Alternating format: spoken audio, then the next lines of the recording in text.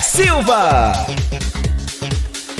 Alô, meus amores, um grande abraço, mais uma vez já estamos de volta e é muito, mas muito importante a gente comemorar cada passo dessa aprovação dessa PEC. É passo de cada vez, é um passo de cada vez, é um degrau por degrau que está sendo caminhado.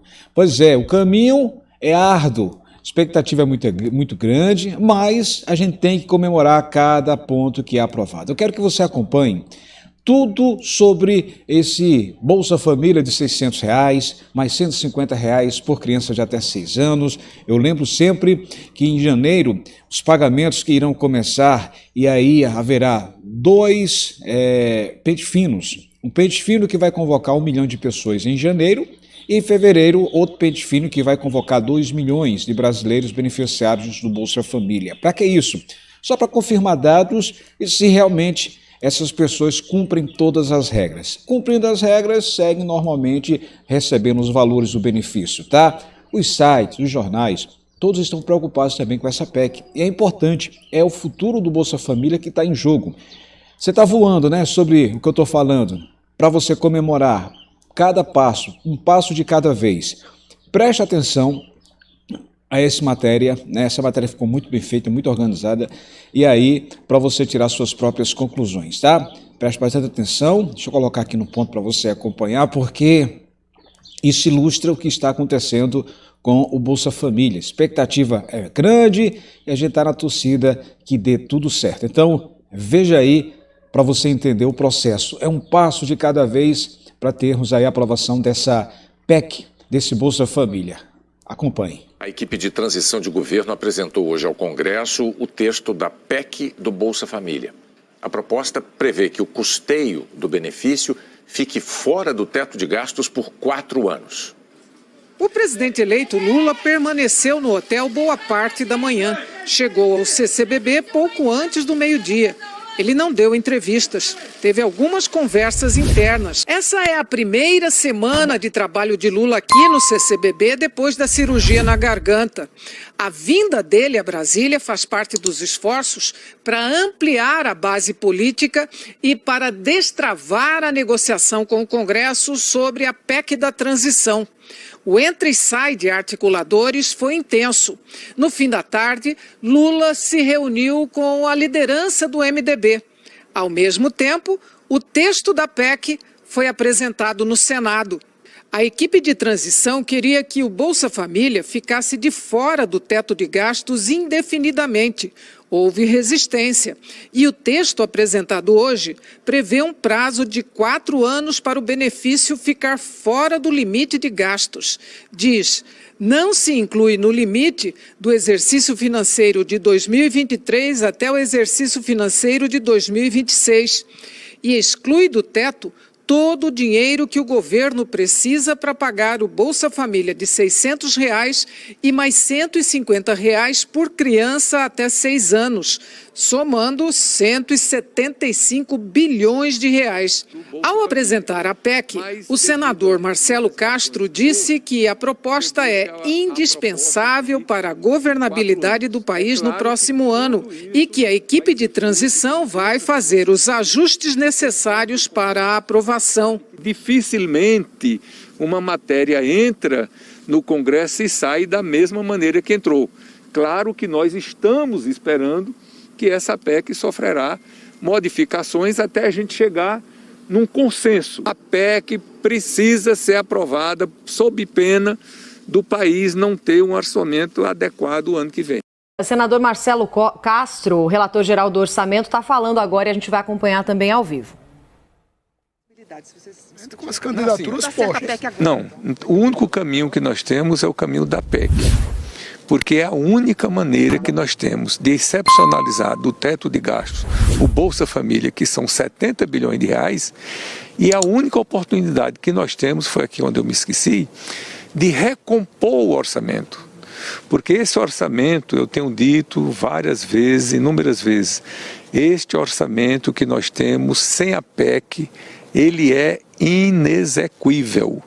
Não há como nós fecharmos um orçamento sem ter digamos assim, nenhum centavo para um programa de habitação popular do Brasil, porque 34 milhões de reais para um país de dimensões continentais como o Brasil, do déficit habitacional que nós temos, é evidente que isso não representa nada. Como nós poderíamos fechar o orçamento sem ter recurso para a farmácia popular, sem ter recurso para a saúde indígena, sem ter recurso para vacinas e imunobiológicos, sem ter recurso para a merenda escolar? Isso aqui não é demagogia, isso é realismo. Então nós precisamos aprovar a PEC. Este é o caminho que nós temos. Se nós não aprovássemos a PEC, nós estaríamos na dependência de, no ano que vem, com esse orçamento todo deficitário. Aí nós teríamos que aprovar uma outra PEC no ano que vem, excepcionalizando tudo isso que nós poderíamos fazer agora. Não há como. Eu já desafiei a quem se posiciona contrário a mim para mandar um técnico dizer como é que nós fecharemos um orçamento, de onde é que nós vamos cortar, se não tem de onde cortar. E é fácil de entender. Quando nós aprovamos a emenda constitucional 95 em 2016, nós estabelecemos um teto de gastos. De lá para cá, o que é que vem ocorrendo? Todos os anos, as despesas obrigatórias vêm aumentando de valor. Como o teto não aumenta, nós estamos comprimindo todos os anos as despesas discricionárias. Dentre elas, as mais importantes, que são os investimentos. Ao ponto de, este ano, nós temos como investimento do Brasil apenas 22,4 bilhões de reais. Ora, São Paulo, que é um estado que proporcionalmente não investe muito, São Paulo vai investir 20 bilhões de reais esse próximo ano. Como é que o Brasil todinho só tem a capacidade de investir 22 bilhões de reais? Outra coisa, o DENIT. Há 10 anos o orçamento do DENIT era uma média de 15 bilhões de reais. Chegamos um ano a ter o orçamento do DENIT de 20 bilhões de reais. Pegue 15 bilhões de reais há 10 anos, bote a inflação de lá para cá e veja o quanto seria hoje. Pois bem, o orçamento do DENIT está previsto para o próximo ano 6,7 bilhões de reais. Não funciona, não tem como funcionar.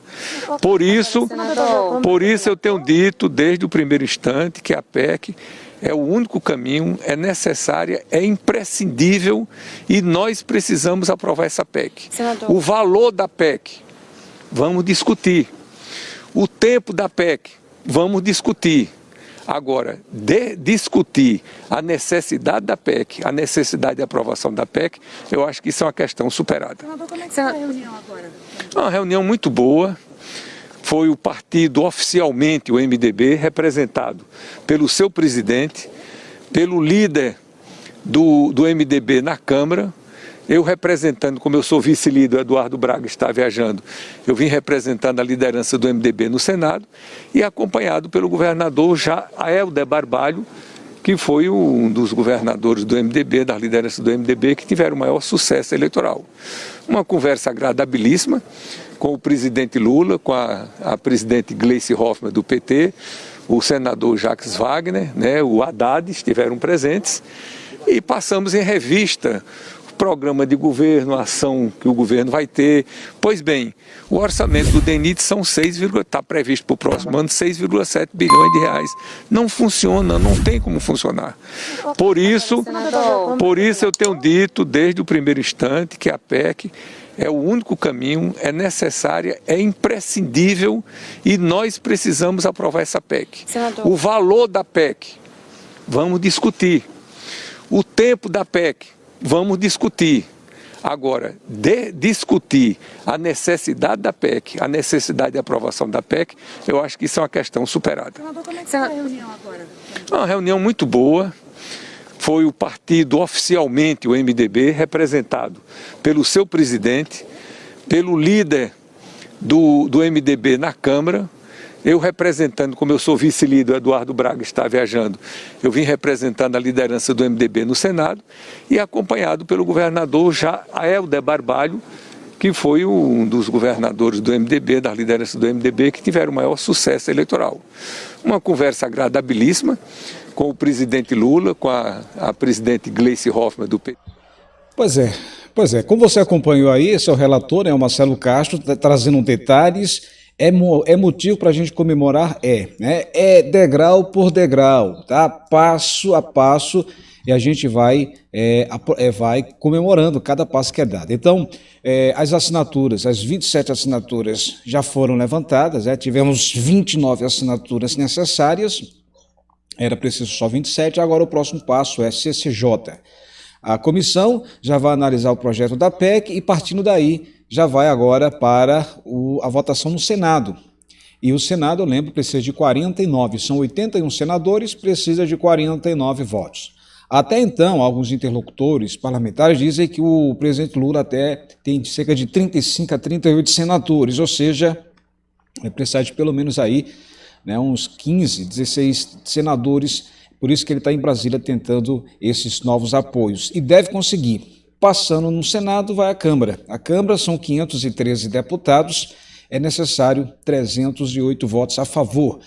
Interlocutores parlamentares dizem que, nesse momento, o presidente Lula tem cerca aí de 280 deputados a favor, ou seja, para 308, faltaria ainda cerca de 28 deputados. Por isso que o presidente Lula está em Brasília.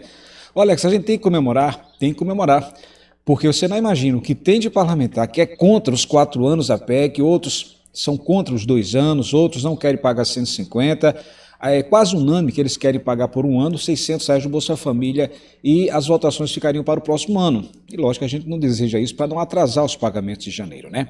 E aí o presidente Lula está aí costurando os apoios para conseguir angariar esses novos apoios. Deve conseguir, o primeiro passo foi dado.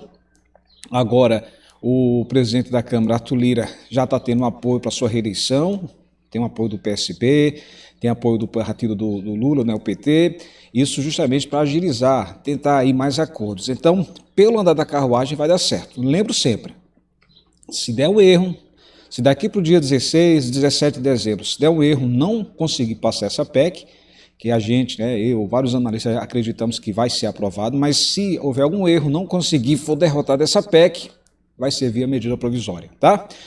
Lembranças, nesse próximo mês, dia 12, começam os pagamentos, dezembro, final do NIS 1, e aí tem gente que vai receber o Vale Gás, o Ministério não confirmou os valores, se vai ficar de 112, se vai ficar 105, a verdade é que vai pagar 100% do valor, tá? Então pode variar de 100 a 112 reais.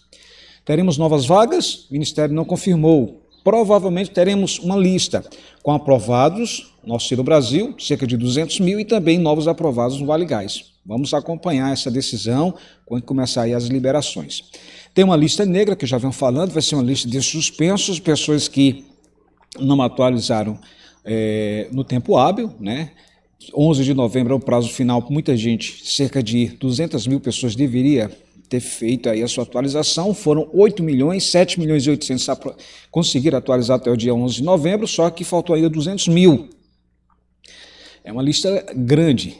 A outra lista é daqueles que moram só, né? O pente fino está rolando nesse mês de novembro e em dezembro teremos o resultado desse pente fino.